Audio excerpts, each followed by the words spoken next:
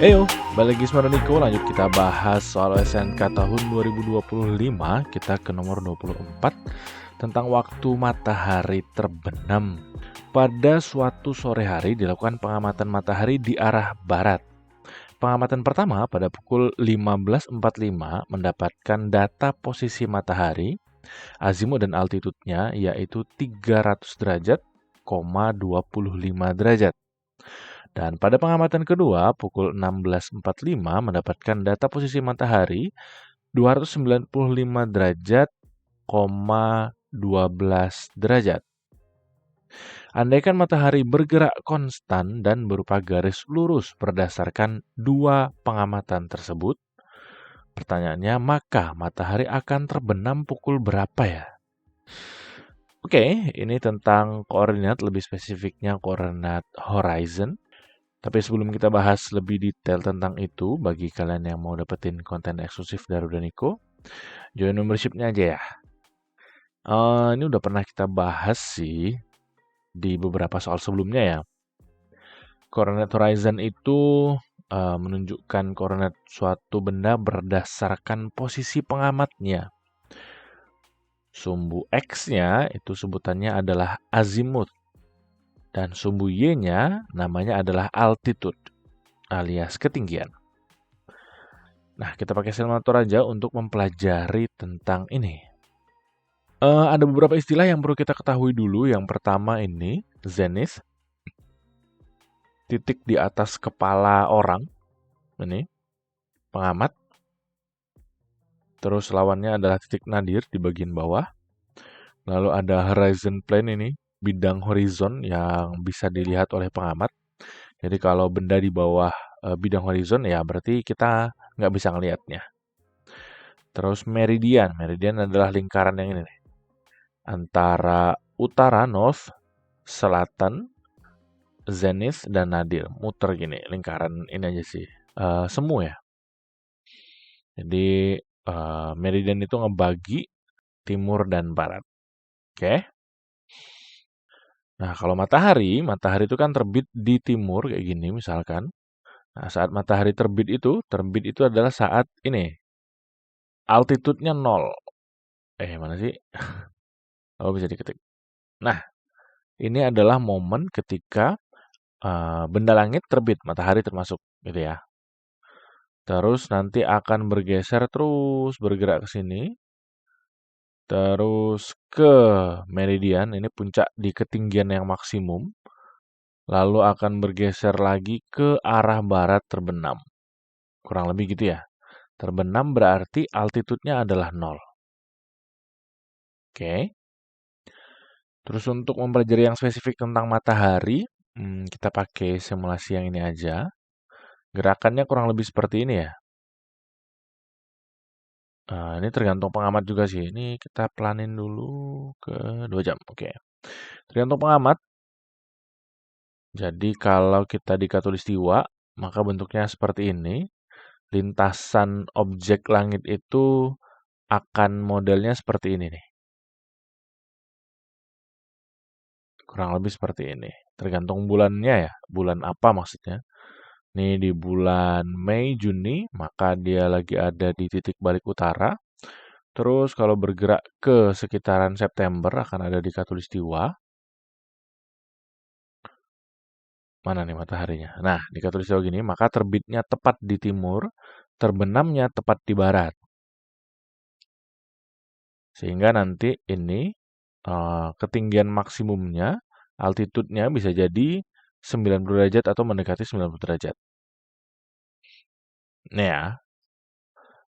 Tapi di bulan-bulan yang lain, dia akan ini bergeser ke titik balik selatan dan seterusnya Januari, terus lagi dan seterusnya. Kalau di wilayah yang lebih ekstrim, misalnya di wilayah utara, maka bentuk lintasan matahari akan jadi seperti ini, yang kuning ini nih. Terbitnya itu sebelah timur tetap, tapi agak ke arah utara dikit. Terbenamnya juga ke arah utara, kayak gini. Kalau di bulan yang sebaliknya, ke arah Desember, Nah, maka terbitnya agak lebih ke selatan. Ini terbenamnya juga di selatan. Bukan di selatan ya, ke arah selatan di timur ke arah geser ke arah selatan. Terus langsung aja kita balik ke soal, kita ambil esensinya aja.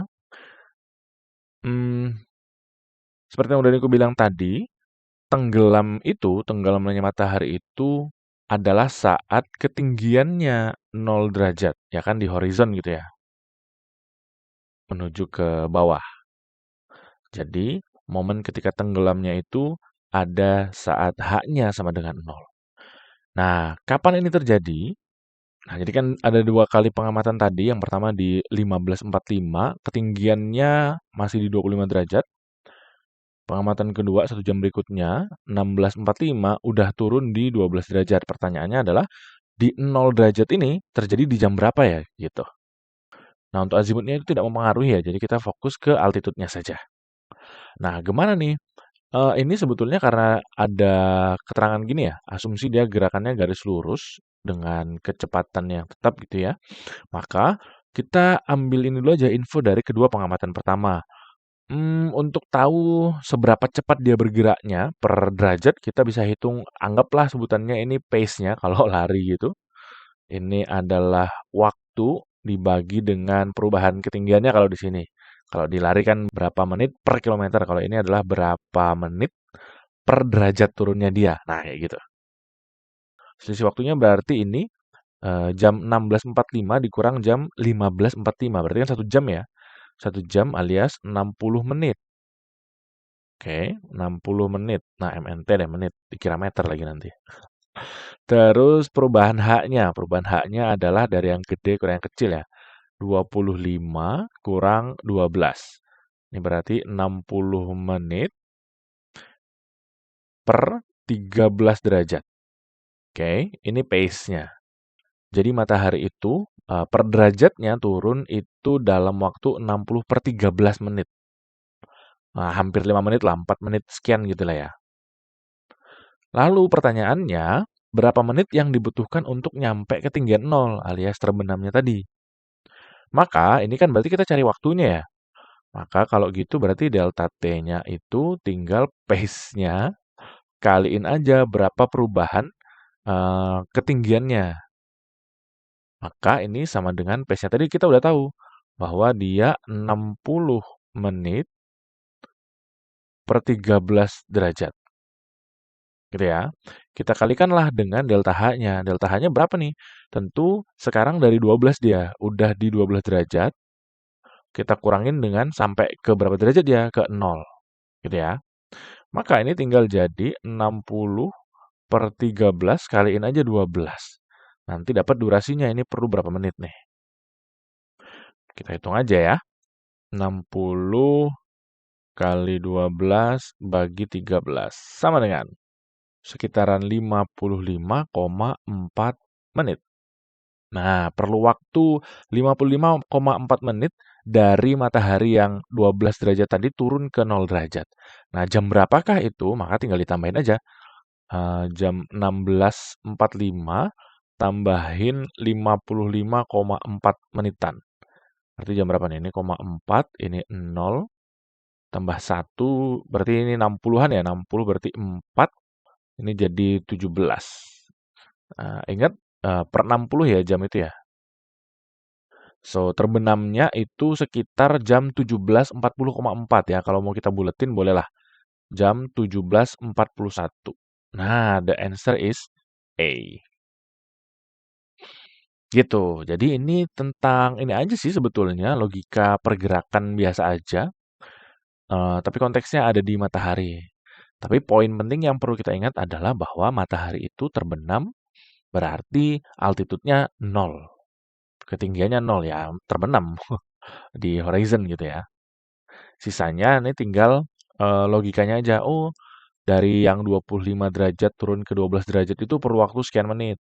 Oh, berarti kalau turun lagi sampai 0 derajat perlu berapa menit ya gitu.